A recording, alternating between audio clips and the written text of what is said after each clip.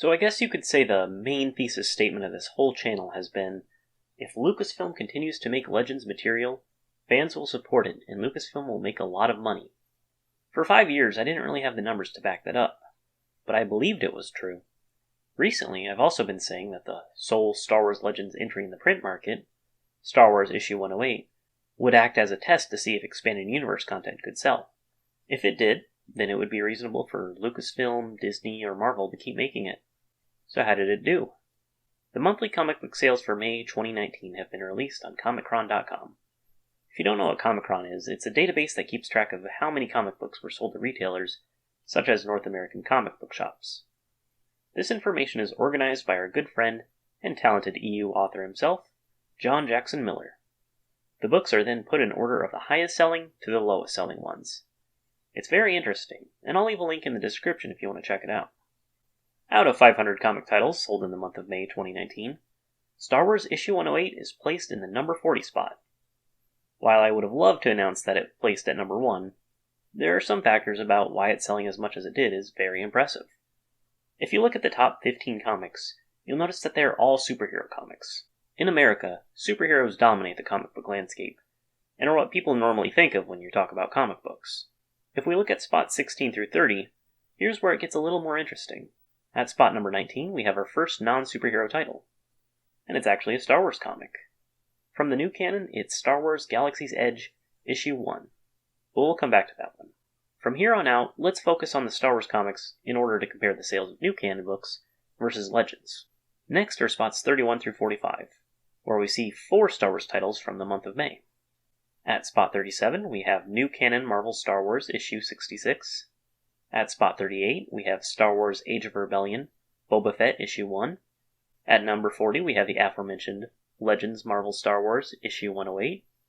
At number 44, we have New Canon Marvel Star Wars issue 65. Jumping ahead, at spot 49, we have Star Wars Age of Rebellion, Han Solo issue 1.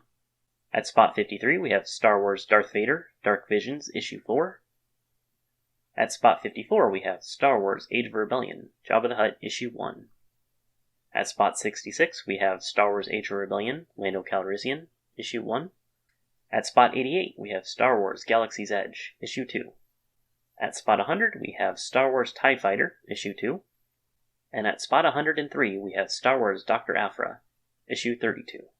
The rest of the Star Wars titles that pop up on the list are either reprints of older issues, or IDW Star Wars Adventures, which is aimed at kids.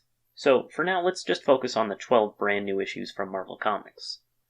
Some new canon books sold more than issue 108, but it in turn sold even more than some of the new canon books. But like I said from the start, there are several factors why issue 108 selling as good as it did is even more impressive than it seems. Think about everything working against Star Wars issue 108. First off, it's the 108th installment to a comic that's over 40 years old. There are, of course, hardcore fans excited by this popular series returning, and as I mentioned in my review, it's a perfectly fine story for new readers to jump into. But the fact that it's not an issue 1 could be intimidating for them. If I were a comic book store owner, I'd try to avoid that from happening, and maybe even focusing on ordering more of the new canon books, which have that nice, palatable issue 1 starting point. However, there are 5 other issue 1s on the list of new canon Star Wars comics sold in May, and issue 108 still sold even more than some of them. If instead of issue 108 we got, for example, Sword of the Jedi issue 1, it would have been more successful. Also, all the new canon comics are sold at $3.99, compared to issue 108's $5.99, just because it has more pages. But that just means that Marvel profited off selling 108 even more than the other books per issue. Also, keep in mind that issue 108 is part of the Legends universe, meaning that it is not part of what Disney currently considers canon. And unfortunately, to many people, that means they're not worth reading, because ultimately, according to Lucasfilm, these stories don't matter.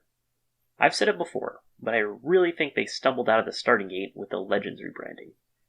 They should have treated the EU as a thriving and growing alternate universe to the new canon, rather than just a bunch of non-canon stuff that they can pick and choose from to be re-canonized.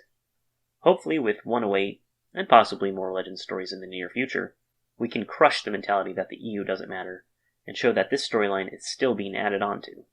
But it's impressive that even though Legends is viewed like that by some people, issue 108 still sold more than a lot of the new canon.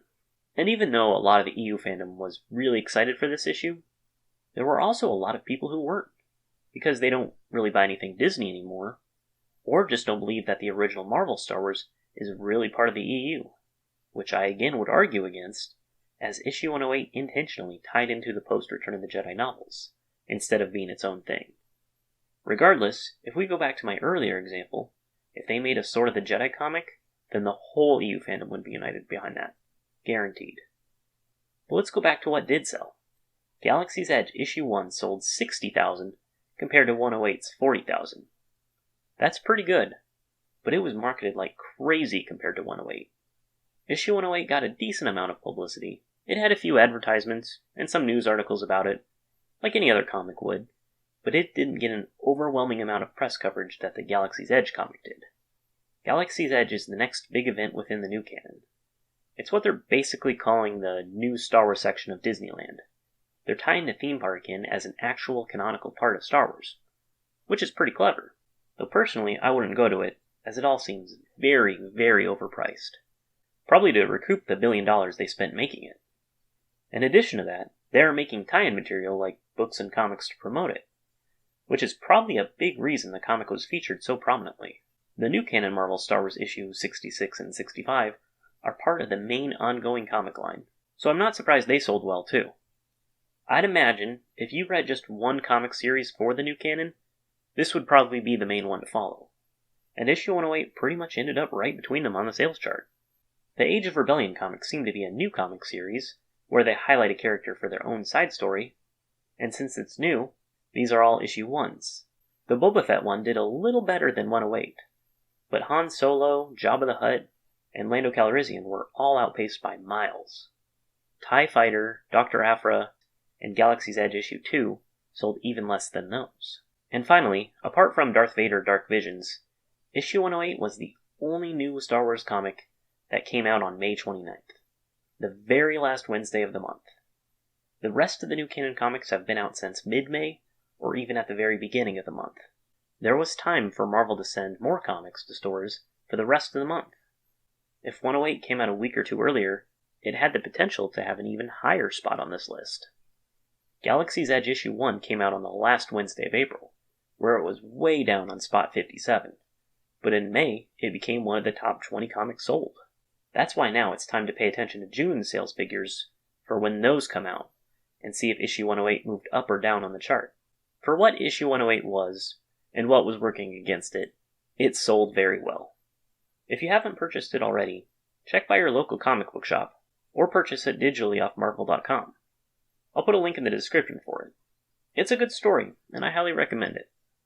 And to all you EU fans out there, not only did we prove that more Legends can be made, we worked together and proved that they can sell too. Here's hoping we see even more in the future.